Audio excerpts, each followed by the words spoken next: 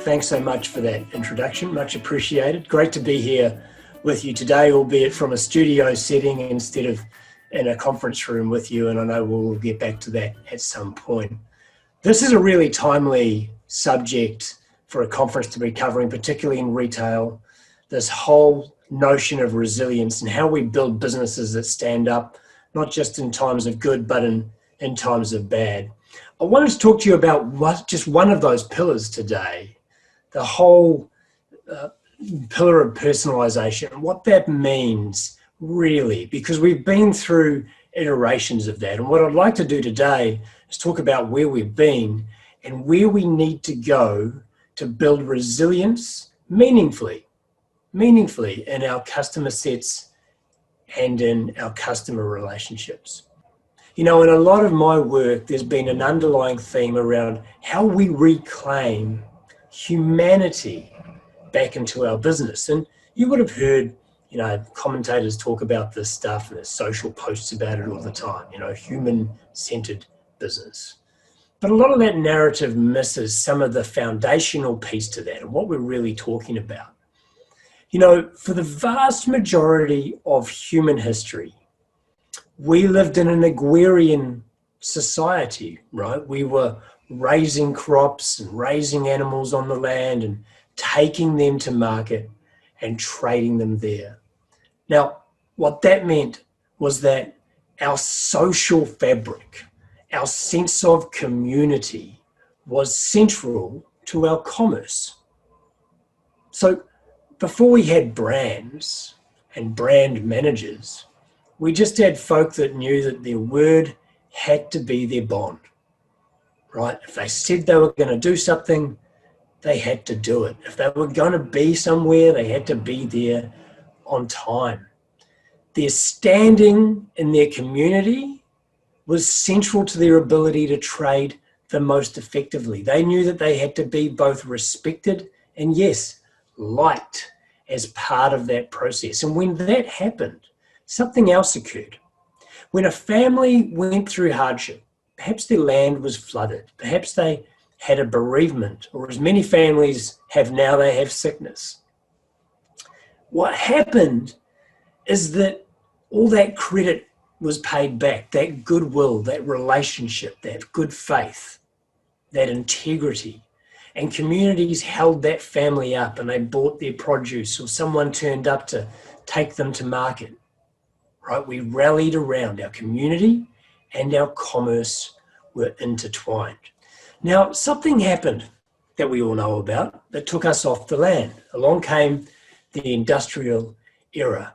It put us instead into factories and into offices. And it started the process of pulling apart the social and community connect with our commerce. And what had happened there, by the way, economically, is that we said, you know what? I don't want to go buy a bunch of commodities and put them together to make a product. I would much rather just go buy a product, right? So we saw the first sort of major economic shift in human history. It didn't take us long to make another one. In the 1950s, we saw the services revolution. And that was really just a progression that said, hey, you know what? Instead of buying products and putting them together to get an outcome, why don't I just buy the outcome? So we were valuing services over products and goods over commodities. Now, it didn't quite end there, because about 25 years ago, we had the beginnings of what we now call the experience economy. Now, don't get confused about this. A lot of folk do. They'll hear other buzz terms like, you know, the gig economy, the subscription economy, the circular economy. There's a gazillion of them.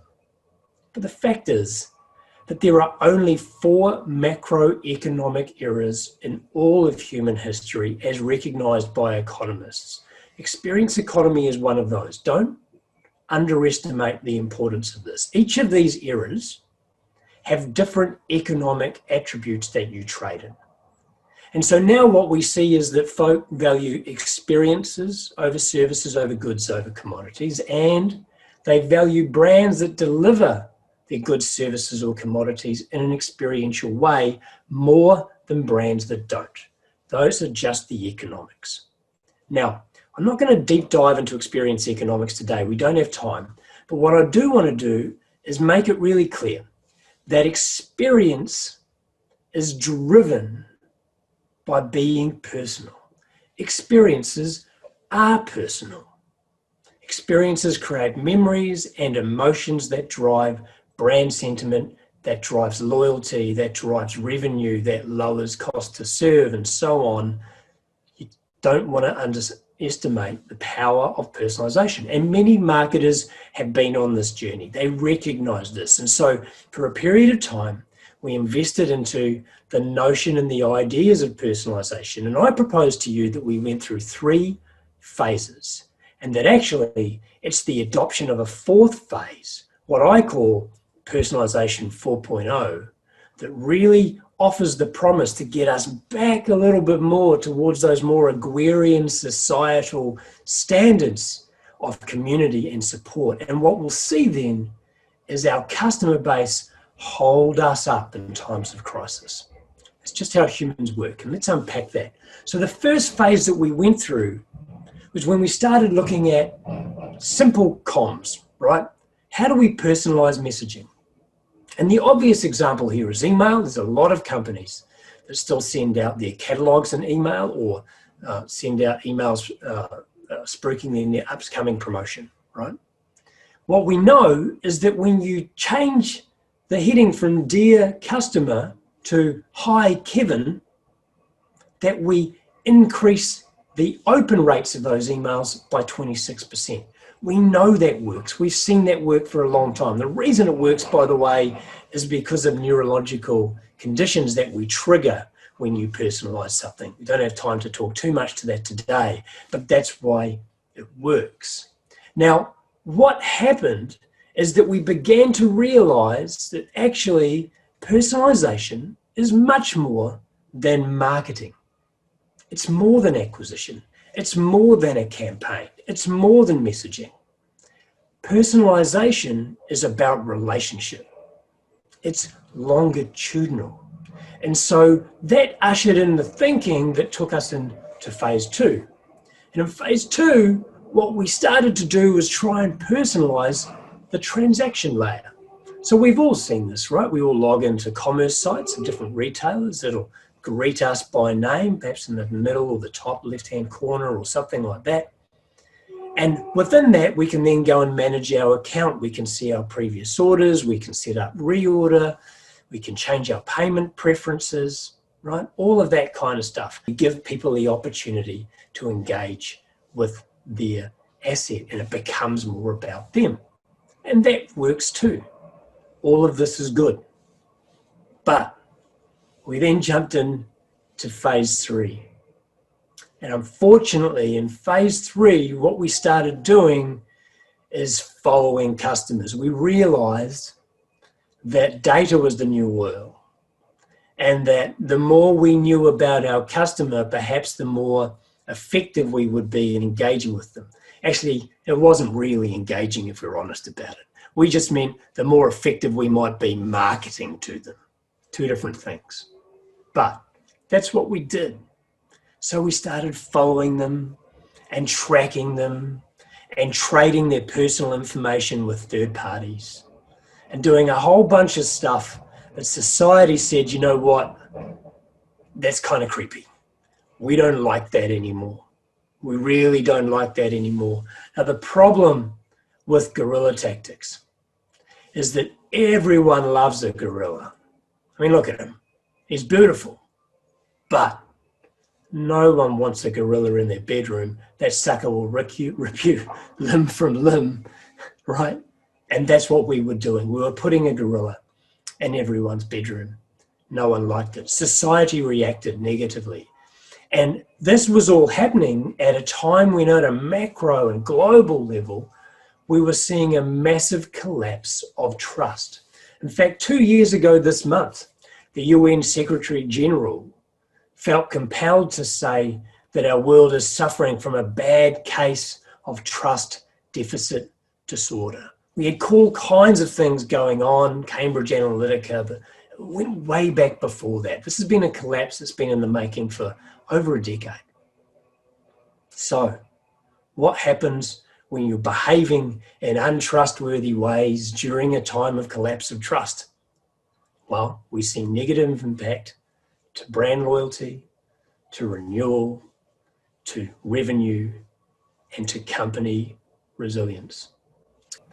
So what do we need to understand to be meaningful and genuine personalization that drives resilience in our revenue line? And it comes back to how humans build relationships, because here's a funny thing that a lot of folk have forgotten, particularly in marketing. Our customers are human beings, right? So the way that they form relationships is the way we need to meet them. It's the way we need to form relationship with them. And human beings go through 4 stages of relationship forming. The first is that we establish identity. So if you go to a barbecue, right, you'll meet someone and you'll go through that backwards and forwards, those niceties, right? Hey, my name's Aaron. Oh, hi, I'm Steve. Good to meet you, Steve. How do you know the host? Oh, my wife used to work with her. Oh, how do you know the host? Oh, my brother married his cousin, and blah, blah, blah, blah, blah, blah, blah. We go backwards and forwards. We establish identity. We've all done that.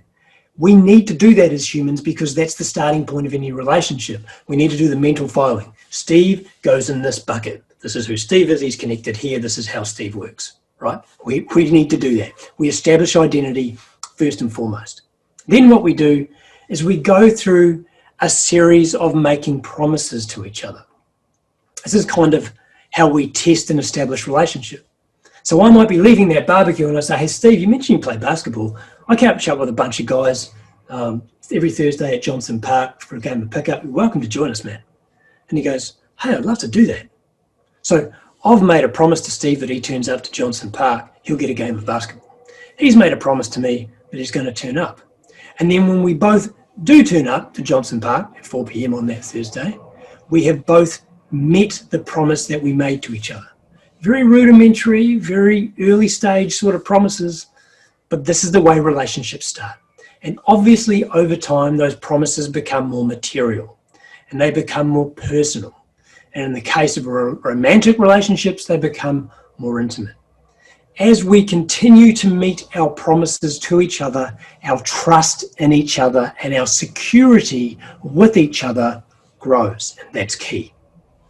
When that's happened, we then move to the third stage, which is we apply our intelligence. And our intelligence is triggered through various points of the relationship. But essentially what we're saying here is that there are points at which you make a decision to invest in that relationship. You make a decision to be closer to that person. You make a decision to, engage with them in a more important way. They become subject to privilege, right? You give them privileges. You give more into the relationship. And you make decisions. You apply your intelligence. I often say emotions will start a journey, but decisions define it. And that's what happens in human relationship. Now, after a period of time of consistently being that the same identity that we meet with at the start of the relationship, of making and delivering and keeping promises to each other and making decisions to become closer to each other, eventually 2 people go from designing their own journeys to co-creating a future where they consent to be together or to spend more time together or to be more important to each other. That's what happens. Now, if you're going to design personalization, yep, send your emails with names on it, all that stuff, that's fine. But understand you have to philosophically and from an execution standpoint, get these 4 pillars right. And that translates to this. So let's start at the beginning again. Personalization 4.0 to drive resiliency into your revenue lines. Number 1, you've got to have identity. Remember, you've got to establish that identity and it's got to be singular and consistent. What do I mean by that? Well, if I call your contact center, they should know that I was on your website yesterday and the various times before that, and they should know that I was in your store twice last week. They should know the nature of the conversation that I'm trying to have with your brand and continue that conversation and pick up that conversation at the point that it is already at, right? That's just about coherency. Think about it. If I catch up with my new friend Steve for a coffee in the morning, and then we agree to catch up for a drink at a bar that night, and in between the cafe and the bar, Steve forgets who the hell I am, that friendship's not going to go very far. But that's what retail brands are doing to customers right across Australia today. Listen, it's great to have a commerce site and your stores and your contact centers and your mobile apps and any other channel that you devise, but you must be a singular entity to your customer. You must know who they are, and you must have an ability to have a coherent relationship and conversation with them. You shouldn't have to establish their identity at every point they reconnect with you, irrespective of how or where they're reconnecting with you. That's just corporate dementia. You've got to connect your systems and you've got to be coherent, one identity. The second thing you've got to do is make those promises. There's lots of examples of brand promise. Let me give you one. During COVID, a whole bunch of retailers who were challenged with the ability to trade through brick and mortar, through the shutdowns and things like that, logically moved into e-commerce as rapidly as they could. When you move quickly, you'll make mistakes. I get that. But understand, you can't make promises like click and collect if you don't know where your inventory is. If you don't know what stores have what inventory versus what's in your warehouse, how is someone going to turn up to a store to pick something up if that store didn't even have it? Right? It's a fundamental. There are so many retailers out there now that have got beautiful little pop-up stores, lovely UX, but they don't have the underlying plumbing that enables you to meet brand promises and that gives power to that UX. You've got to have visibility of supply chain and inventory and product information, right? Or you can't make promises. Doesn't matter what your front-end shiny website looks like. That ain't commerce. You have to be consistently making and keeping promises. And that requires data. That requires meaningfully connecting systems to systems to systems to customers. The third thing is we enable that decision, right? We want customers to make that decision to be closer to us, and we want to make the decisions all the time to be closer to our customers.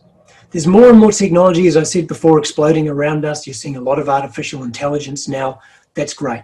But think about all those companies that have gotten into trouble without the assistance of artificial intelligence. The ACCC right now is looking at the misuse of customer data within loyalty programs here in Australia. You can't do that. So it's got to be consent-based in your relationships, and that helps inform not just the decisions that you make technologically, but the culture that you are imbibing in your customers.